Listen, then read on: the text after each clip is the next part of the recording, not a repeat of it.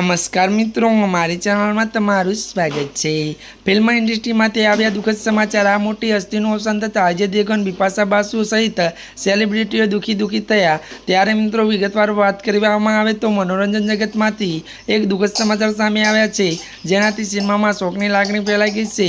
તો મિત્રો બોલિવૂડના જાણીતા પ્રેસ ફોટોગ્રાફર ત્યારે પ્રદીપ બાકેદકરનું નિધન થયું છે અને તેમણે 70 વર્ષની વયે અંતિમ શ્વાસ લીધા છે।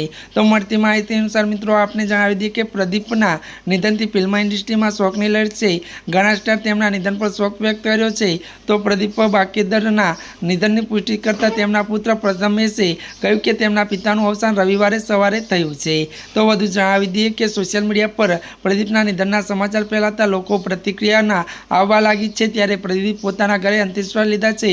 જો કે તેમને હોસ્પિટલ લઈ જવામાં આવ્યો હતો, પરંતુ ડોક્ટરે તેને મૃત જાહેર કર્યો હતો।